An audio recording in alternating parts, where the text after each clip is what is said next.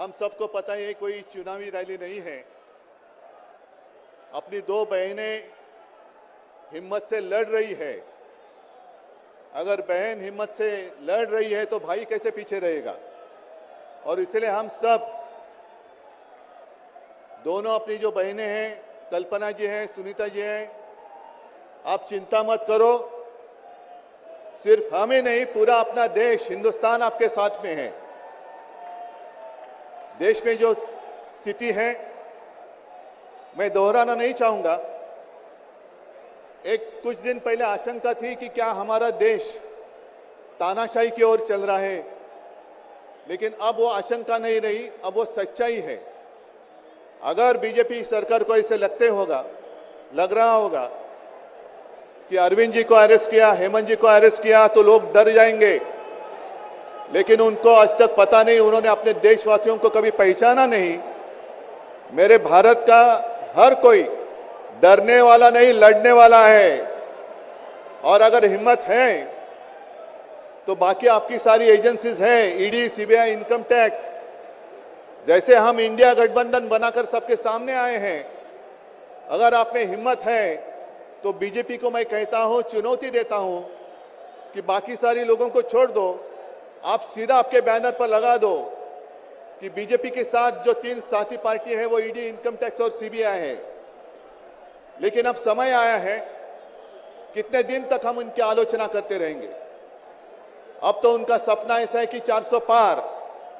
मैं पूरे देश को आह्वान करना चाहता हूं कि एक व्यक्ति और एक पार्टी की सरकार देश के लिए खतरनाक हो गई है, और अब वो समय आया है कि एक पार्टी और एक व्यक्ति की सरकार नहीं चलेगी।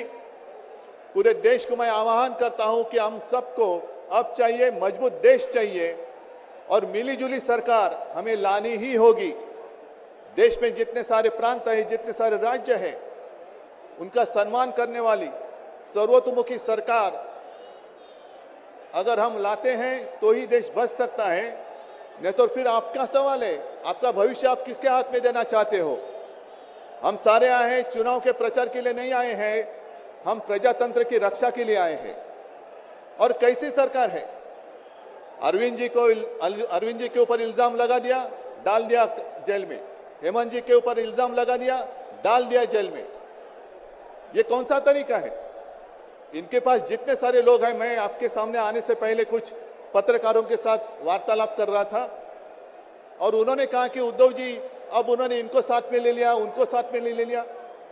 जिनके ऊपर भ्रष्टाचार के आरोप खुद भाजपा ने लगाए थे, उनको उन्होंने वॉशिंग मशीन में डालकर साफ सुथरा नहला धोला कर अपने मंच पर विराजित कर दिया।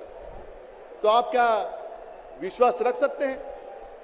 जितने देश में भ्रष्ट लोग हैं, उन सारे लोगों को इकट्ठा लेकर बीजेपी देश को विकास के राह पर लेके जा सकता है। भ्रष्ट लोग देश का विकास कर सकते हैं। तो ये सारी उनकी जो बातें हैं, आज जो अपनी रैली है, किसी ने कहा कि बीजेपी ने इस रैली को ठगों का मेला कहा है। क्या आप सारे लोग ठग हैं।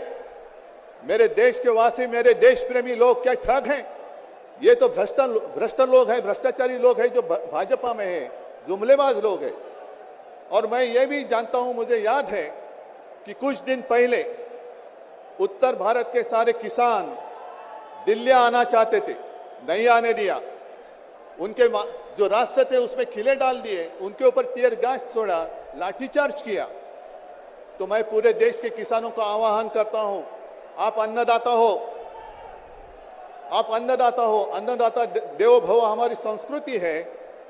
जो सरकार किसानों को आतंकवादी मानती है और जो सरकार किसानों को दिल्ली आने से रोकती है, तो अब समय है कि पूरे देश के किसानों को आतंकवादी समझने वाली भाजपा सरकार को दिल्ली आने से रोकना होगा। जैसे आपकी राह, उन्होंने आपके रास्ते दिल्ली आने से रोकी थी, वैसे अब किसानों ने बीजेपी को दिल्ली आने से रोकना ही होगा। और एक नारा जो मैंने मुंबई में दिया था, वो जो कहते हैं कि आपकी बार 400 पार, मैं आपको आह्वान करता हूं कि जहां से आप आए हुए हैं, आप जाओ, अपने घर पे जाओ, जहां भी जाएंगे, गांव में जाओ, लेकिन एक नारा आपको देना होगा तानाशाही के खिलाफ, अब की बार भाजपा तड़ी पर। अब की बार भाजपा तड़ीपार और ऐसे तानाशाही करने वाली सरकार अब हम दिल्ली आने नहीं देंगे। यही शपथ लेकर आगे हमें जाना होगा। और फिर से एक बार सुनीता जी, कल्पना जी, आप चिंता मत करो, पूरा देश आपके साथ है। आप लड़ाई जीतेगी और हम सब लड़ाई जीतेंगे, प्रजातंत्र जीतेगा। जय हिंद।